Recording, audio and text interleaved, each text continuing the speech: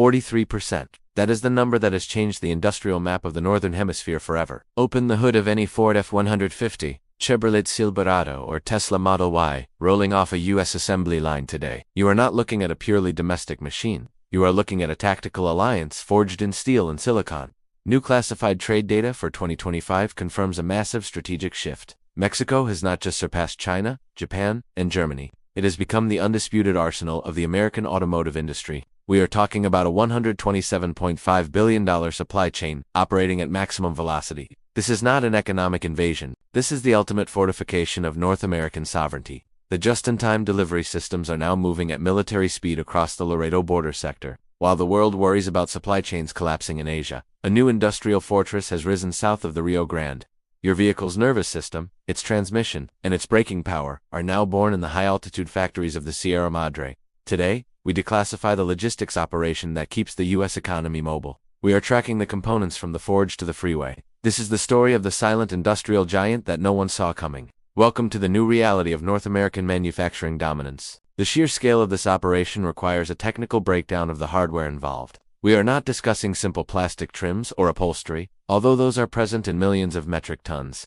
The focus here is on critical mission-capable hardware. Deep within the industrial corridors of Coahuila, Nuevo, León, and Guanajuato, a network of Tier 1 suppliers has achieved full synchronization with Detroit and Tennessee. The data indicates that the nervous system of the modern American vehicle, the wiring harnesses, almost exclusively Mexican-made. These are complex assemblies of copper, fiber optics, and relays that route power and data to every sensor in the vehicle. Manufacturing a wiring harness is a labor-intensive, high-precision task that robotics struggle to automate fully. It requires human dexterity, tactical discipline, and rigorous quality control. 19.5% of all auto parts produced in Mexico are these electrical distribution systems. Without them, a modern vehicle is nothing but a static block of metal. If this supply line were severed, U.S. assembly plants would grind to a halt within 48 hours. This is a strategic dependency that has been turned into a strategic asset. The proximity allows for engineering changes to be implemented in days, not months. When a U.S. engineer in Michigan updates a schematic, the production line in Juarez adapts almost instantly. Moving beyond electronics, we encounter the heavy mechanicals, transmissions, and clutches. This is the second largest category, representing 10% of the total output. We are talking about precision machined gears, aluminum housings cast under extreme pressure, and hydraulic control units. These components demand tolerances measured in microns. A transmission failure is catastrophic for a vehicle's operation, meaning these factories operate under zero-defect protocols, similar to aerospace standards. The factories in the Baguio region are not dusty workshops. They are sterile, climate-controlled environments filled with German and Japanese CNC machines. However, the operators, the engineers, and the logistics commanders are Mexican. They are producing the torque converters that drive American heavy-duty trucks. The steel used in these components often originates in the U.S., is shipped south for specialized machining, and returns as a finished gear set. This circular trade ensures that value is added on both sides of the border. It creates a closed-loop industrial ecosystem that is immune to shipping disruptions in the Red Sea or the South China Sea. The engine itself is no longer a purely single-nation construct. Pistons, valves, and fuel injection systems cross the border millions of times a year. The integration is so deep that a single component might cross the border 3 or 4 times before the car is finished. This is what economists call production sharing, but in tactical terms, it is a unified industrial front. Let us analyze the new data referenced in the intelligence reports. For decades, the assumption was that Asian manufacturing centers held the advantage in cost and volume. That tactical assessment is now obsolete. The data from early 2025 reveals a decisive pivot. U.S. imports of auto parts from Mexico have hit record highs, surpassing $87 billion annually. This dwarfs the imports from Canada, Japan, and China. In fact, Mexico now supplies more auto parts to the U.S. than Japan, Germany, and South Korea combined. Why has this shift occurred now? The answer lies in the strategic doctrine known as nearshoring. Global instability has turned long supply chains into liabilities. A container ship taking 40 days to cross the Pacific is a tactical risk. It is vulnerable to storms, port strikes, and geopolitical blockades. A truck crossing from Laredo, Texas, to Monterrey takes less than 4 hours. Speed is the new currency of industrial warfare. U.S. corporations have recognized that to protect their sovereignty and market dominance, they must shorten their supply lines. They are moving production from across the ocean to their immediate southern flank. This is a defensive maneuver to protect the U.S. auto industry from being held hostage by overseas delays. The USMCA, United States-Mexico-Canada Agreement acts as the treaty framework for this alliance. It raised the regional value content requirement to 75%. This means that to avoid tariffs, 3/4 of a car must be made in North America. This was a deliberate legislative move to force manufacturing back to the continent. The data proves it worked. Investments are pouring into Mexican industrial parks, not to replace U.S. jobs, but to replace Asian suppliers. Every factory opening in San Luis Potosi is a contract lost in Shanghai. The intelligence sector has also flagged a massive rise in technical sophistication. 10 years ago, the narrative was about cheap labor. Today, the narrative is about specialized engineering talent. Mexico is graduating thousands of engineers annually who specialize in automotive mechatronics. Global giants like Audi, BMW, and Tesla have established operations that are not just assembly plants but research hubs. They are testing the durability of parts in the high desert heat. They are stress testing EV battery coolants and thermal management systems. The new data shows a surge in the production of EV components, battery trays, electric motors, and high-voltage cabling. As the U.S. market pivots to electric and hybrid platforms, the Mexican supply chain is pivoting with it. This synchronization ensures that the U.S. transition to green energy is powered by a secure, regional partner. We are seeing a decoupling from volatile global markets and a recoupling of the North American bloc. The operational tempo is relentless. We need to visualize the logistics battlefield to understand the magnitude of this flow. Imagine the World Trade Bridge in Laredo, Texas. It is the busiest commercial land crossing in the Western Hemisphere. Every single minute, dozens of 18-wheelers roar across the span. These are not carrying random cargo. They are carrying the specific sequence of parts needed for a factory in Detroit to run tomorrow morning. This is the just-in-time doctrine pushed to its absolute limit. If a truck is delayed by customs for 3 hours, an assembly line in Ohio might have to slow down. Therefore, the border has evolved into a high-tech processing zone. Trusted trader programs like CTPAT Customs Trade Partnership Against Terrorism allow pre-vetted trucks to cross in seconds. X-ray gantries scan the cargo at highway speeds, looking for anomalies without stopping the vehicle. It is a choreography of steel and diesel, executed with military precision. Now, we enter the confrontation phase of the narrative. The enemy here is friction. The enemy is inefficiency. The battleground is the manufacturing floor in the state of Guanajuato, specifically in the Silo Industrial Cluster. The time is 0600 hours. Shift change at a transmission plant supplying General Motors. Thousands of workers in uniform stream through the security gates. Inside, the roar of the factory is a constant, rhythmic thrum. Robotic arms, painted in safety yellow, weld torque converter housings with sparks flying in controlled arcs. The smell of cutting fluid and ozone hangs in the air. A raw steel billet enters the line. It is heated, forged, cooled, and machined. Lasers measure its dimensions to within a fraction of a human hair.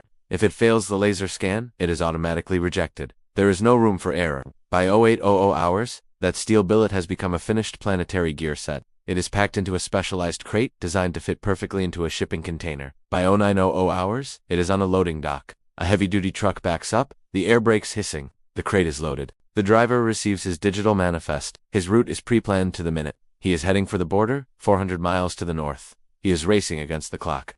The GPS transponder on his truck feeds real-time data to a logistics command center in Detroit.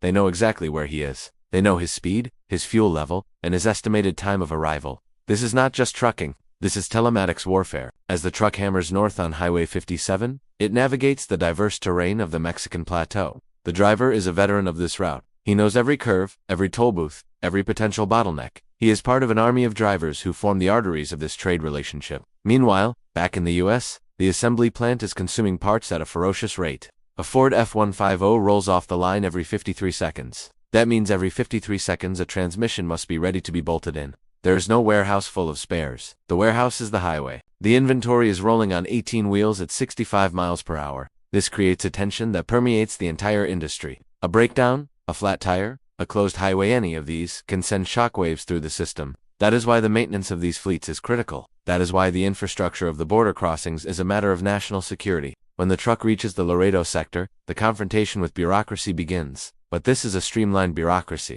The digital paperwork was filed hours ago. The barcode is scanned. The gate lifts. The truck crosses the Rio Grande. In that moment, the part changes nationality. It enters the jurisdiction of the United States. It becomes domestic inventory. The driver continues north, through the plains of Texas, into the Midwest. He is tired, but the mission is not done until the dock lock engages at the destination. This journey is repeated 20,000 times a day. It is a ceaseless conveyor belt of asphalt and rubber connecting to nations. Let us deepen the focus on the specific technology of the chassis systems. The new data highlights a massive uptick in the import of braking systems and suspension components. These are safety-critical parts. If a radio fails, it is an annoyance. If a brake caliper fails, people die. The fact that U.S. automakers entrust this production to Mexican facilities speaks volumes about the trust level. We are looking at high-pressure aluminum casting facilities in Monterrey. Molten aluminum is injected into molds under thousands of pounds of pressure to create lightweight, high-strength control arms. These parts are essential for fuel economy. Lighter parts mean better mileage. The engineering challenge is to remove weight without sacrificing structural integrity. Mexican metallurgists and process engineers are at the forefront of this science. They are using advanced X-ray tomography to look inside the cast aluminum, checking for microscopic air bubbles. This level of quality assurance was once the exclusive domain of German luxury brands. Now, it is standard procedure for parts going into American pickup trucks. The integration extends to the Class A surfaces, the parts of the car you can see and touch. The dashboard skins, the leather-wrapped steering wheels, the intricate stitching on the seats. This is where craftsmanship meets mass production. The textile industry in central Mexico has pivoted from making clothes to making automotive interiors. They are cutting specialized fabrics with laser plotters. They are sewing airbags with threads that must burst at a precise millisecond during an impact. The airbag is an explosive device. Technically speaking, it involves a propellant charge and a rapidly expanding bag. Handling these explosives requires strict safety protocols and regulatory compliance. The factories handling these pyrotechnic devices are secure zones, monitored constantly. It is a reminder that a car is a collection of hazardous energies contained in a useful form. We must also address the software-defined vehicle. Modern cars are rolling computers. They have more lines of code than a fighter jet. While the code is often written in Silicon Valley or India, the physical hardware that runs it, the electronic control units (SUS), is increasingly built in Guadalajara. Guadalajara is often called the Silicon Valley of Mexico. Here, clean rooms produce the printed circuit boards, PCBs that control the engine timing, the anti-lock brakes, and the infotainment screens. The soldering of these microchips is done by surface mount technology SMT machines that place thousands of components per minute. But the testing is rigorous. Each board is subjected to thermal cycling, frozen to -40 degrees, then heated to 125 degrees Celsius, to ensure it can survive a Minnesota winter and an Arizona summer. The resilience of the North American auto industry depends on these chips. During the chip shortage of 2021, the fragility of Asian supply chains was exposed. The response has been to bring that capacity closer to home. Intel and other tech giants are investing in the US, but the supporting ecosystem of PCB assembly is flourishing in Mexico. This creates a redundant, secure loop. Chips made in Ohio, assembled onto boards in Guadalajara, and installed into cars in Tennessee. This is the architecture of industrial sovereignty. No foreign adversary can easily blockade this internal loop. It is a closed circuit of innovation and production. The economic implications of this massive percentage are profound. Critics often misunderstand the trade balance. They see imports and assume money is leaving the U.S. economy. They fail to see the return on investment. A wealthy, industrialized Mexico is the best possible neighbor for the United States. The wages earned by Mexican auto workers fuel demand for U.S. exports. They buy U.S. corn, U.S. machinery, U.S. software, and U.S. services. The border region is not a dividing line. It is a membrane of mutual prosperity. The new data suggests that as the Mexican middle class grows, driven by these high-tech manufacturing jobs, the stability of the entire region increases. This counters the narrative of instability. Jobs and industry are the antidote to chaos. By anchoring the auto industry in North America, the U.S. is effectively stabilizing its own southern flank through economics rather than military force. It is a doctrine of peace through industry. Furthermore, the cost competitiveness of Mexican parts allows U.S. automakers to survive. If Ford or GM had to source every single bolt and wire from high-cost domestic sources, the price of a pickup truck would skyrocket. They would lose the market to Chinese imports. By using the Mexican arsenal for components, U.S. brands can keep the final assembly on, the high-value design and marketing jobs in the United States. It is a symbiotic relationship. The competitive pricing of the final vehicle depends on the cost efficiency of the parts. Mexico absorbs the cost pressure, allowing the U.S. brand to remain competitive globally. This is the hidden mathematics of the automotive market. Every time you see a competitive lease deal on a new truck, you are seeing the result of this supply chain efficiency. Let's return to the factory floor for a moment to observe the human element. The training required for these positions is intense. A welder on a chassis line is not an unskilled laborer. They are certified technical operators. They undergo hundreds of hours of simulation training before they touch a production part. Virtual reality VR is now being used to train painters and assembly workers in Mexico. They put on a headset and practice the spray gun motion thousands of times in a virtual booth. This saves material and ensures muscle memory is perfect. The transfer of technology from the US and Germany to Mexico has been massive. This knowledge transfer is permanent. You cannot unlearn these skills. Mexico has now acquired a critical mass of industrial know-how. They are no longer just following blueprints. They are suggesting improvements. Kaizen, the Japanese philosophy of continuous improvement, is deeply embedded in Mexican factory culture. Teams of workers meet every morning to discuss how to shave seconds off a process or reduce waste by a fraction of a percentage. This cumulative efficiency is what makes the region a powerhouse. It is a culture of discipline and pride. The workers know they are building world-class machines. They see the cars they helped build driving on the streets of New York, Toronto, and Mexico City. There is a tangible connection between the hands that build and the hands that drive. The new data also sheds light on the heavy truck sector. Class 8, semi-trucks, the giants of the highway. Mexico is the world's leading exporter of tractor trucks. Freightliner, Kenworth, Navistar, they all have massive operations here. These aren't just parts, these are fully assembled behemoths. But looking at the parts level, the diesel engines, the massive axles, the cooling systems for these trucks are heavily sourced from the local supply base. A heavy truck engine is a masterpiece of durability. It must last 1,000,000 miles. The casting of the engine block, the machining of the cylinder heads, these are processes that require massive energy and infrastructure. Mexico has invested in the energy grid to support these heavy industries.